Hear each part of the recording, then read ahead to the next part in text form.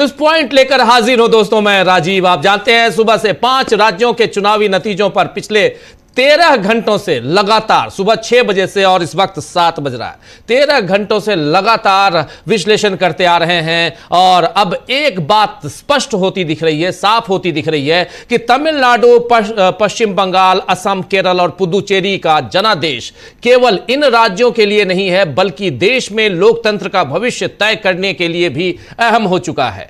2029 का लोकसभा चुनाव कैसा होगा? जी हां, 2029 का लोकसभा चुनाव कैसा होगा, किन के बीच होगा और कौन से चेहरे अहम होंगे, इन चुनावों ने उनकी झलक दिखा दी है। जी हां, भाजपा ने तो 2024 में ही ऐलान कर दिया था कि जब तक नरेंद्र मोदी चुनावी मैदान में रहेंगे, जीत भाजपा की ही होगी, केंद्र की सत्ता पर भी वही रहेगी और अगले 50 सालों तक देश में भाजपा की ही सरकार बनेगी। और ऐसे ऐलान लोकतंत्र के लिहाज से तो सही नहीं है, क्योंकि यहां तो व्यवस्था 5 सालों की है, 50 सालों की नहीं होती है व्यवस्था। यहां 5 साल की व्यवस्था होती है इस लोकतंत्र में। मगर चुनाव आयोग, जांच एजेंसियां और अन्य संवैधानिक संस्थाएं, इन सब के रवैये को देखकर लगता नहीं है कि इन्हें बीजेपी की 50 साल राज करने वाली बात से कोई परेशानी हो। मीडिया भी इसी पर खुश है कि कोई हारे कोई जीते, बस बीजेपी सत्ता में बनी रहनी चाहिए।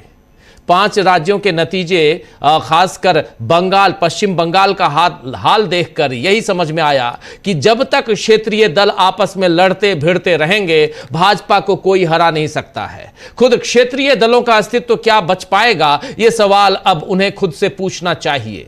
एग्जाम्पल देना चाहूंगा, ध्यान दीजिए। इस समय पंजाब को छोड़कर पूरे देश में कहीं भी भाजपा और गैर कांग्रेस सरकार नहीं है, कहीं भी भाजपा और गैर कांग्रेस सरकार नहीं है। यहां पर गैर भाजपा और गैर कांग्रेस सरकार की बात मैं कर रहा हूं। यहां भी आम आदमी पार्टी क्या अगले साल तक टिक पाएगी, देखना होगा। पंजाब की बात कर रहा हूं, लेकिन NCP, Shiv Sena, Akali Dal, RJD, JDU, BJD, BSP, AIADMK ऐसे तमाम दल जिनकी कभी अपने दम पर सत्ता हुआ करती थी, अब कमजोर और लाचार हो गए हैं ये दल। उत्तर प्रदेश में समाजवादी पार्टी भी अगले साल कैसा प्रदर्शन करती है, यह देखना होगा, क्योंकि अभी अभी आपने देख लिया कि पश्चिम बंगाल में क्या चल रहा है। बाकी तमिलनाडु में एआईएडीएमके के साथ साथ सत्तारूढ़ डीएमके को भी नई बनी हुई टीबीके, जी हां, एक्टर विजय की पार्टी टीवीके ने बड़ी टक्कर देते हुए हरा दिया है और बड़ी जीत हासिल की है।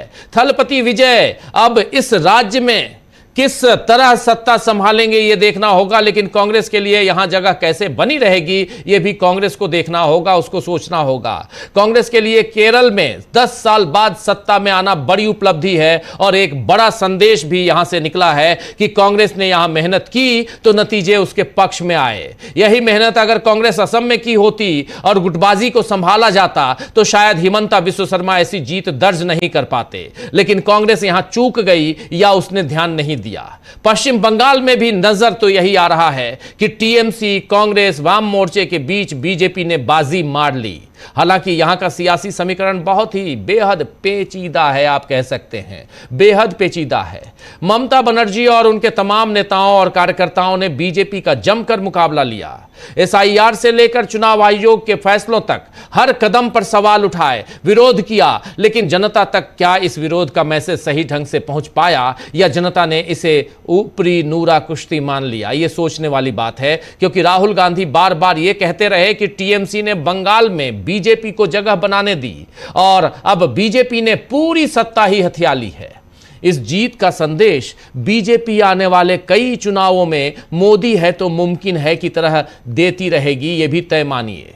बहरहाल इन चुनावी नतीजों में बीजेपी ने क्षेत्रीय दलों को एक तरह से सत्ता पर, क्षेत्रीय दलों को कहें तो एक तरह से खत्म करने का काम किया है इन चुनावी नतीजों ने। और 5 राज्यों के चुनावी नतीजे बीजेपी ने यहां पर इतना कर दिया है कि जितने भी क्षेत्रीय दल हैं उनका काम खत्म, काम तमाम। लेकिन असल में कांग्रेस को अनजाने में बढ़त दे दी है बीजेपी ने। गलती तो बीजेपी ने कर दी है, वो गलती क्या है वो आपको बताऊंगा। इस समय झारखंड में झारखंड मुक्ति मोर्चा के साथ कांग्रेस सत्ता में है। कर्नाटक और हिमाचल प्रदेश के अलावा अब केरल में उसकी सरकार बन रही है और विजय के साथ, जी हां, टीवीके के पार्टी उसके साथ तमिलनाडु में सत्ता में शामिल होने की संभावनाओं से इनकार नहीं किया जा सकता, क्योंकि टीवीके के जो मुखिया हैं विजय थलापति विजय, उनके पिताजी ने साफ साफ कह दिया है कि हमें कोई तकलीफ नहीं है अगर कांग्रेस पार्टी हमारे साथ हाथ मिला ले।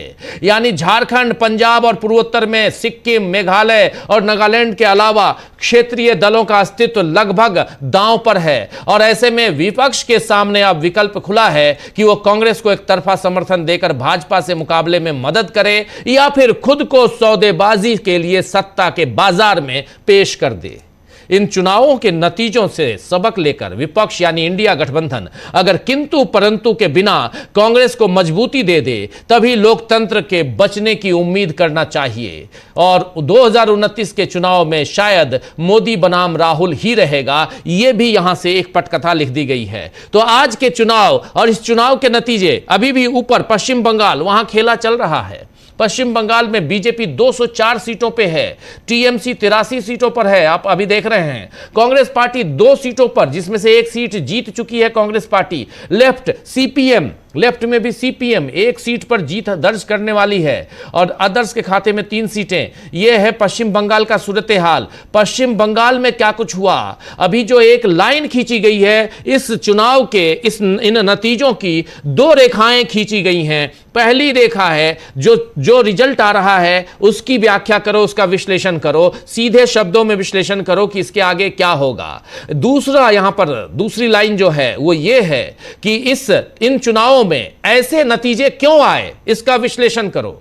ऐसे नतीजे क्या पश्चिम बंगाल में आने चाहिए, इसका विश्लेषण करो। ऐसे नतीजे क्या असम में आने चाहिए, ये खास करिए 2 राज्य मैं आपके सामने रख रहा हूं, दक्षिण के राज्यों की बात नहीं कर रहा हूं, लेकिन ये 2 राज्यों का अगर बात की जाए तो क्या असम में जितनी सीटों पर कांग्रेस पार्टी जीत के आई है, असम में देखिए, असम में 22 सीटें कांग्रेस के खाते में, और 22 में से 18 सीटें वैसी हैं जहां पर मुस्लिम बहुल एरिया है। क्या जानबूझकर मुस्लिम बहुल एरिया में कांग्रेस पार्टी को जिताया गया है? यह भी एक बड़ा सवाल है, ताकि बाद में यह कहा जाए कि यह तो मुसलमानों की, और अगर वहां के मुख्यमंत्री जो वर्तमान मुख्यमंत्री हैं उनकी बात करें तो ये मियां लोगों की पार्टी है। अगर ऐसा कहने लगे तो फिर क्या कांग्रेस वहां मियां लोगों की पार्टी बन के रह जाएगी? यह भी बड़ा सवाल है। तो 2 तरह से इसका विश्लेषण करना होगा। यह विश्लेषण बहुत इंपॉर्टेंट हो जाता है आज के इस न्यूज पॉइंट के इस चर्चा में। स्क्रीन पर आप तमाम जगहों के, तमाम अलग अलग 5 राज्यों के नतीजे, अभी बहुत सारे नतीजे आ रहे हैं, लेकिन रुझान है वो आपके सामने रखे हुए हैं। केरलम में यूडीएफ यानी कांग्रेस की सरकार 99 सीटों के साथ अभी लीड करती हुई, बनती हुई दिखाई दे रही है। पुदुचेरी में वही हो रहा है जैसे पहले हुआ, यानी वहां पर एनडीए की सरकार, एन रंगासामी वहां पे फिर से सत्ता पर काबिज होते हुए दिखाई दे रहे हैं। और तमिलनाडु में यहां पर बिल्कुल जैसा पहले कह चुका हूं, 109 सीटें वीटीके, 109 टीवीके को 109 सीटें, और ये पहली पार्टी जो यहां पर धूम मचा रही है।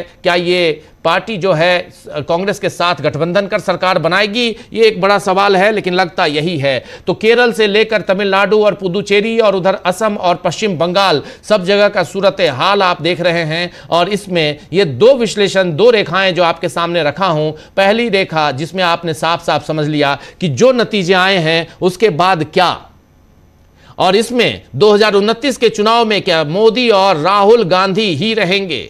मोदी और राहुल गांधी 2029 का लोकसभा चुनाव, क्या उसकी पटकथा आज से लिख दी गई है, इन चुनाव के नतीजों से लिख दी गई है? एक ये, और दूसरी लकीर कि आखिर ऐसे रिजल्ट आए तो क्यों आए। और इसमें भी पश्चिम बंगाल में क्या ममता बनर्जी जो कह रही हैं, और ममता बनर्जी, मजेदार तथ्य है कि भवानीपुर से चुनाव लड़ रही हैं। ममता बनर्जी के उस भवानीपुर में पिछले 3 घंटे से, जी हां 3 घंटे से वहां काउंटिंग रुकी हुई है।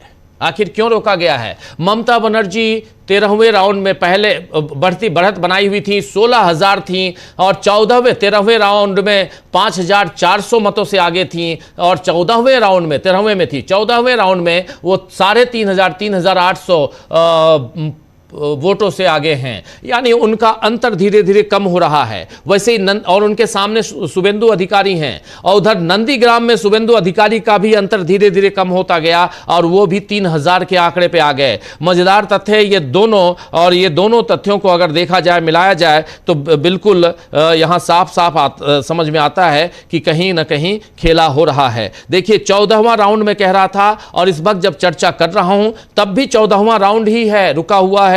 और ये मैं चुनाव आयोग के आंकड़े के हिसाब से, चुनाव आयोग की साइट से, ECI नेट की साइट से आप तक हम ये बात पहुंचा रहे हैं, जिसमें 48,671 वोट मिले हैं इनको, ममता बनर्जी को। और ट्रेल करते हुए शुभेंदु अधिकारी यहां पर नजर आते हैं, जो 44,841 वोटों के साथ सेकंड पोजीशन पर, यानी ट्रेल करते हुए 3830 वोटों से, 3830 वोटों से यहां पर शुभेंदु अधिकारी पीछा कर रहे हैं ममता बनर्जी का। और दूसरा यहां पर जो दूसरी सबसे महत्वपूर्ण बात, नंदीग्राम लेके चलते हैं आपको। नंदीग्राम में यहां दिखाई दे रहा है कि नंदीग्राम में शुभेंदु अधिकारी अब 17वें राउंड में 5872 वोटों से आगे हो गए हैं, और इनके सामने TMC की प्रतिभा कर जो है, TMC के पवित्रा कर जी मेल हैं, पवित्रा कर, और ये 5872 वोटों से ट्रेल कर रहे हैं, पीछे हैं। तो ये शुभेंदु अधिकारी 2 जगह से लड़ रहे हैं चुनाव,